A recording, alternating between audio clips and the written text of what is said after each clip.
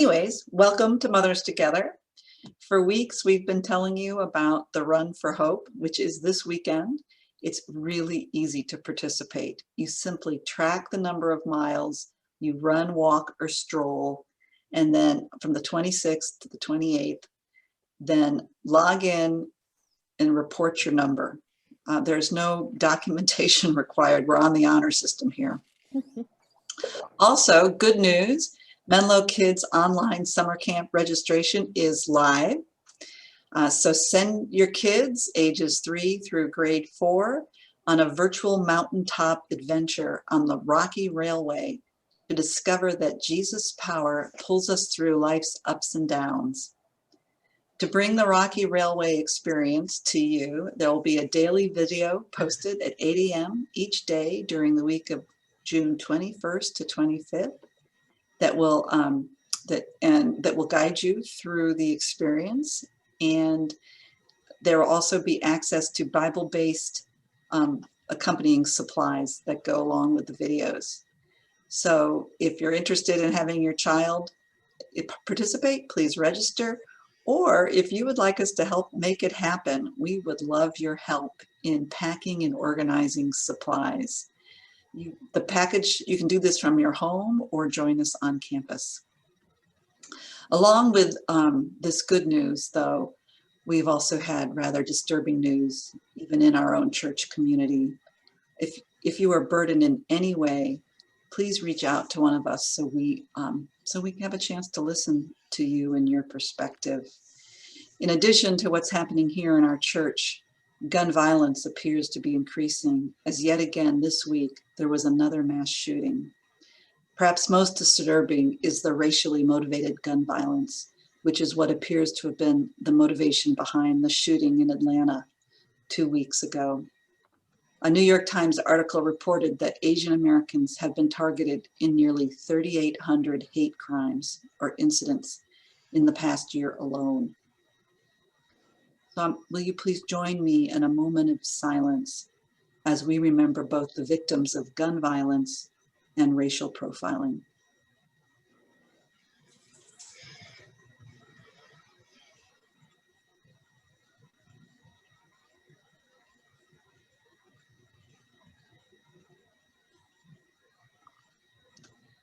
Also, I hope parents of students in students ministry will participate on April 5th as the student ministry will be hosting a parent workshop on race and faith. We believe God's heart is one of reconciliation, and our student ministry folks want to partner with you as you have powerful and practical conversations about race with your students. Another thing that we can do is to learn to be better listeners, which brings us to our topic today. It's our pleasure to have with us Suphy, who, among other things, is a Stephen minister trainer. Stephen's ministry provides distinctly Christian one-to-one care to anyone in our congregation or community who is going through a difficult time, a transition or crisis, and is in need of encouragement and support.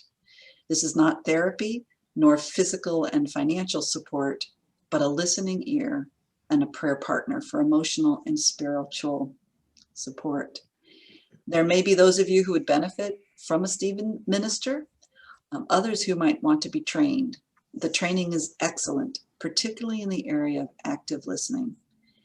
And isn't this something we could all be a little better at?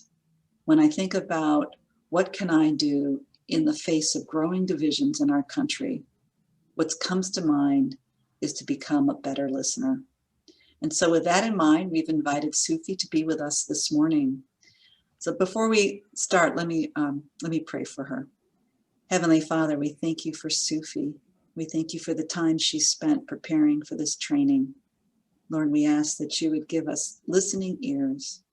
May we each become better listeners, that reconciliation might take place in our church and in our community and in our world.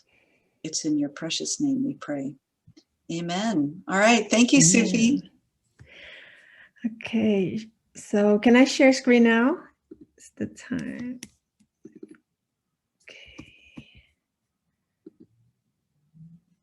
Um, okay, good morning, everybody. Okay. All right, good morning, everybody. It is my pleasure to be here today. I'm representing Menlo Church Stephen Ministry to share the art of listening topic with you today. I actually was a mentor mom in Saratoga campus when we first started Mother Together back in 2019. And I can't remember how many times I shared my regret with the moms in our campus. One of the biggest regret that I have was I chose career instead of being a full-time mom. And I wish I can change that decision. Now my son is 23 years old and we have good relationship, but I know it could be better if I didn't choose career over him before. So, I mean, I know it's very hard for a lot of you, especially full-time mom, especially during this pandemic time. But I think it's definitely a best decision that you have made because you will definitely see the fruit of your labor in the long run.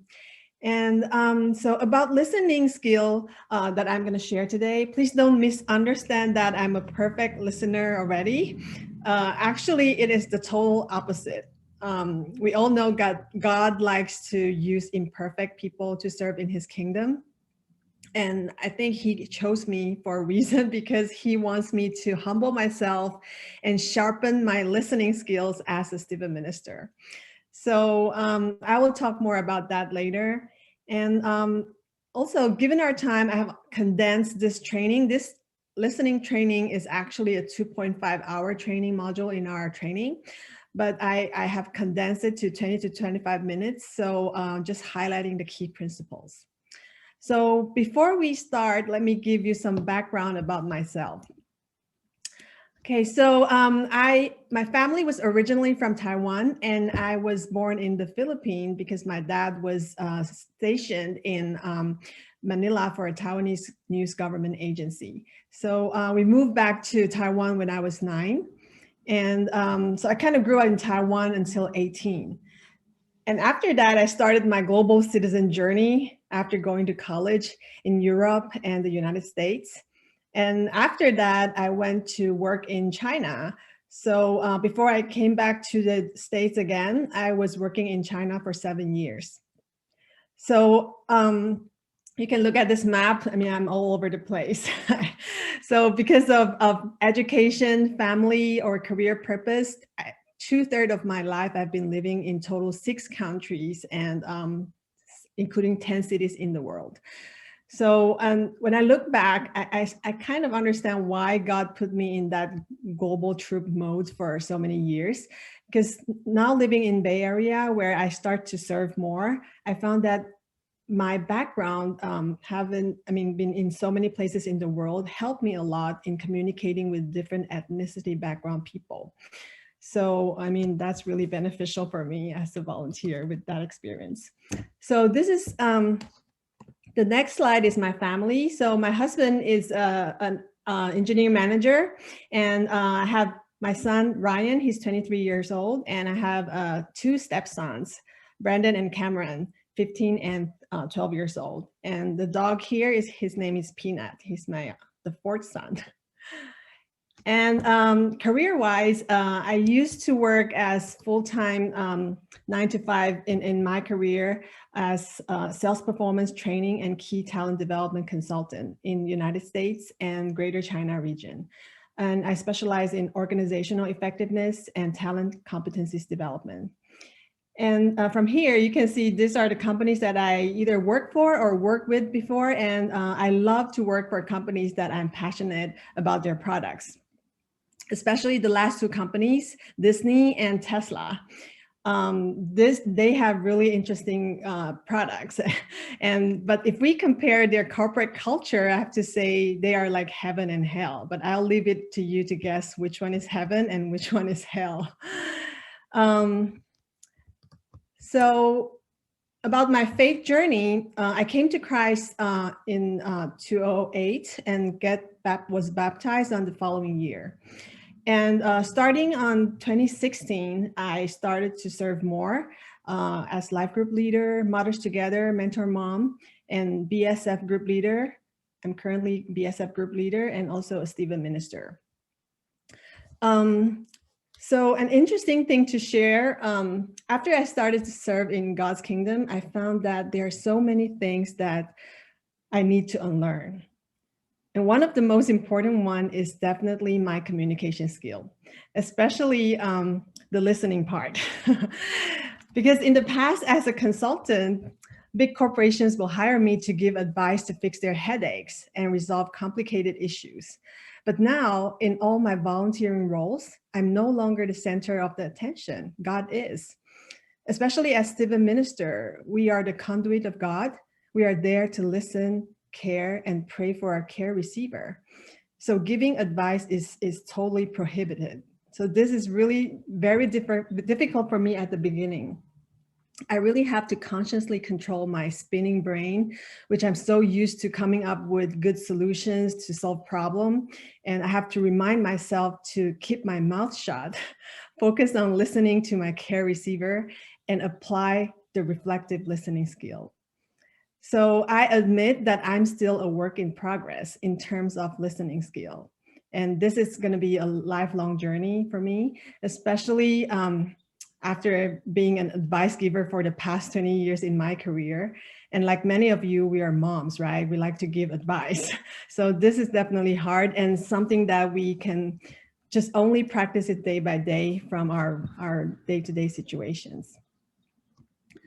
Okay, so today's topic will be touching on two main things, characteristics of effective listeners and active listening skills. So we'll expand these two topics later once we move on to the topic. And then at the end, if we have time, we can have a brief Q&A time. Okay. All right, so Mary, can you help read this slide for us? Thank you. Oops. Being heard is so close to being loved that for the average person, they are almost indistinguishable, by David Osberger. Thank you, Mary. So yeah, these beautiful words are from David. He's a senior professor of pastoral care and counseling and an author of 20 books in pastoral counseling, marriage, conflict, and human relations. So as Stephen ministers, this is our prayer that our care receivers could feel the love from Jesus. Before we move on to the next slide, I want to remind you all that the listening principles that we're about to touch on can be easily applied in your day-to-day communication with your loved ones, no matter it's your kids, husbands, or neighbors. And I want to make sure you can at least bring back one learning point and apply it in your life right away. So today I will be using a case study that you can resonate easily and use it to reflect on applying what we learned today. Okay, so the case will be about a communication between a husband and a wife. Okay, so it's a miscommunication. And actually it was one of the conflict we had, me and my husband, a while ago. So I'm gonna use this as the case. So it was a Sunday afternoon and I was overwhelmed with all the challenges I was facing during that time in my, my current business is Amazon. I was doing Amazon professional selling since last summer. So there are so many things I need to learn and I was very overwhelmed and I felt so vulnerable and was hoping that David can talk to me and pamper my wounded spirit and listen to my frustrations. And so that day I was prepping for dinner in the kitchen and David was sitting in the family room watching sports. And I tried to ask him about how's the game going, because I tried to bring up some topics so we can start some conversation. And so I asked him, how's the game going and how's the quarterback doing today? So I was trying to build up the momentum for our conversation. Then I start to tell him, I miss the time that we used to cook together when we were dating and newly married. No response. And I waited a while. And I gave him another hint. I said, hey, can you come over and cook with me? No response again. Not sure he didn't hear it or intentionally choose not to respond.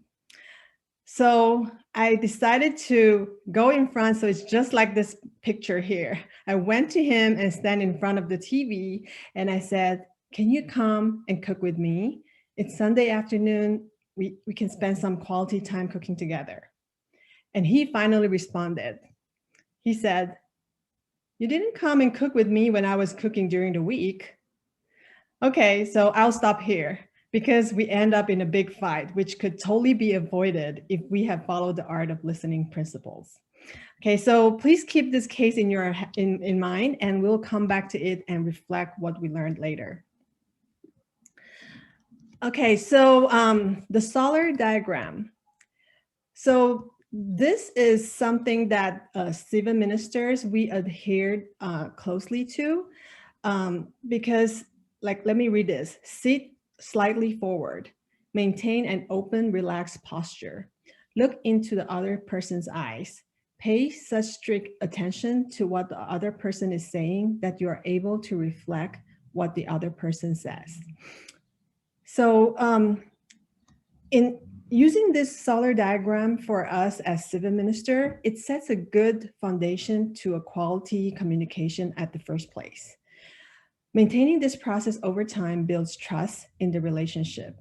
Especially the last 2 points are so critical. They will make the person you're communicating with feel being understood. Yeah, so I mean, I hope that everyone can remind us this is pretty straightforward, but the last 2 things are the most important. Okay, so characteristics of an effective listener. Presence, empathy, and composure. So we will expand on these 3 points in the next few slides, and I'll give more examples. Okay, so now we are here looking at all the criteria of the personal qualities in a good listener. Emotionally present, spiritually present, physically and mentally. So I think physically and mentally presence are pretty straightforward. That means no multitasking. So when we are sitting with our care receiver, we are not supposed to do anything else and just focus on our care receiver. So like, for example, if I check my mails, or I pick at the TV, or think about what I want to cook tonight. So these are physically and mentally not present. Okay, so this is examples for that. So I think the more difficult part to understand is the emotionally and spiritually present. Emotionally present means as Siva minister, our care receiver sometimes will share with us some really raw emotions or feelings that they are going through. And so when that happened, we want to make sure that we are not like keeping our distance or remaining overly guarded, because we want to become emotionally engaged as the care receiver shares their thoughts and feelings with us. So sometimes we might laugh with them, and sometimes we might have tears. So it all depends on what our care receiver is sharing with us, and we are supposed to do that. So, and if you do that, actually, you're communicating a depth of care that invites our care receiver to understand that it is a safe place to go deeper with me, with us, okay? And about spiritually presence. So spiritually presence is, as a Siva minister, we pay attention to the care receiver's possible spiritual needs. Listen to what is going on in his or her relationship with God, and pray over our care receiver's needs and concerns. So spiritual presence also involves bringing my own faith, hope, and loving care to the relationship. So this is what my own care receiver needed the most at this time. I just met with her yesterday, and she has been going through like multiple life events at the same time. It is really difficult for her. And so one of the biggest thing that I keep doing with her is to keep bringing her back to God. Because a lot of time when she got beaten up by the frustrations in her life, especially when she shared that she even thought about ending her life when things get out of control. So that's why to be spiritually present with her is the most important thing that I've been doing in our meeting every week. And so that means pray for her. Sometimes we need to stop in the middle and pray together.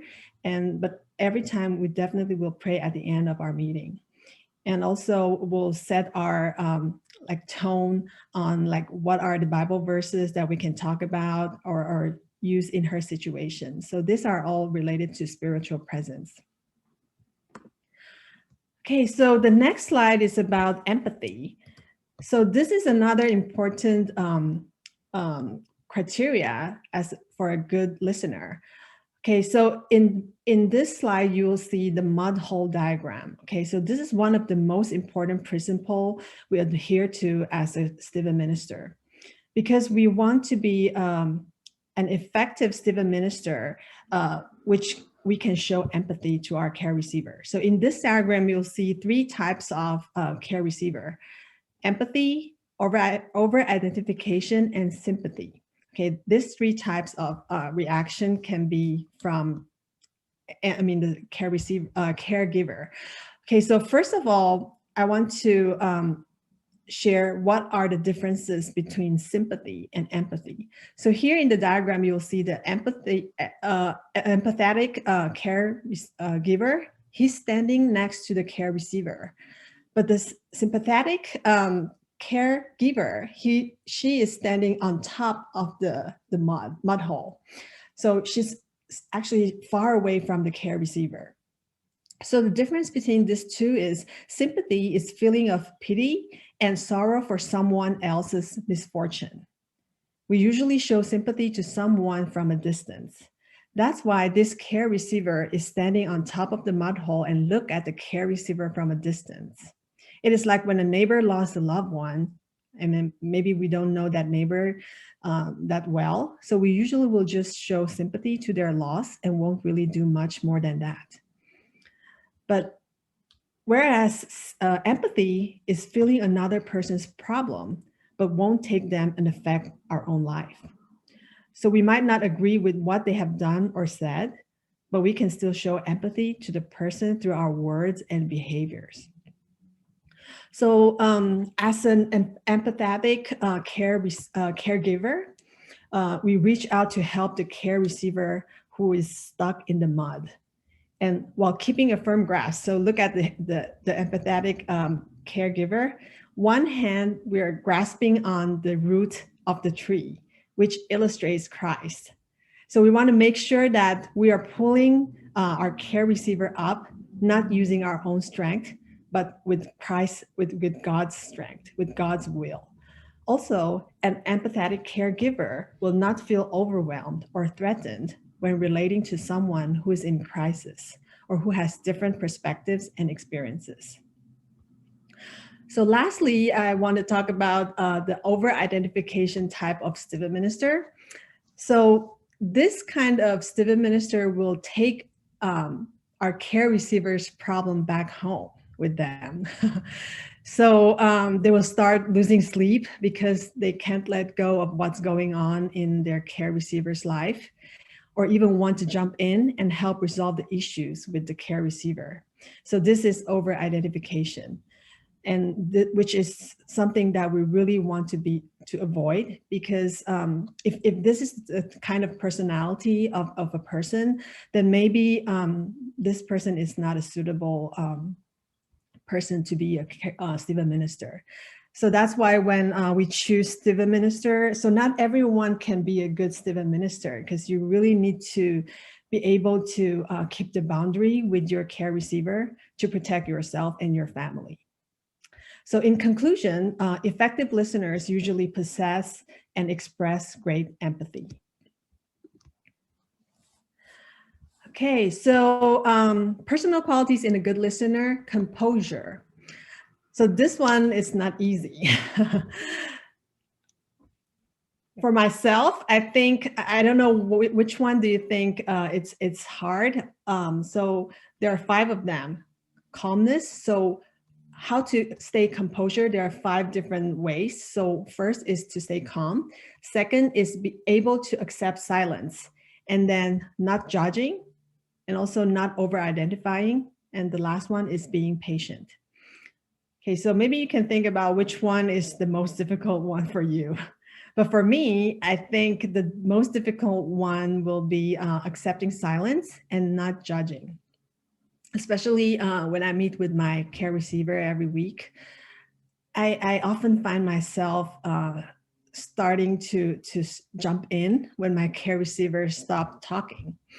Sometimes she just needs some time to think about what she wants to say, or maybe she was just in her own emotion that she couldn't find the right words to express her thoughts.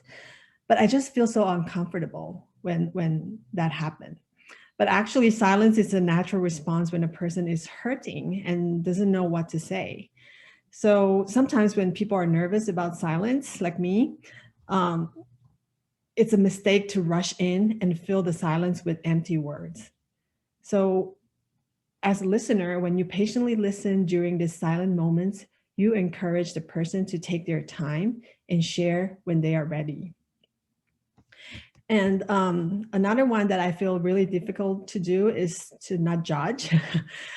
So judging perhaps is the quickest way to short circuit the caregiving process.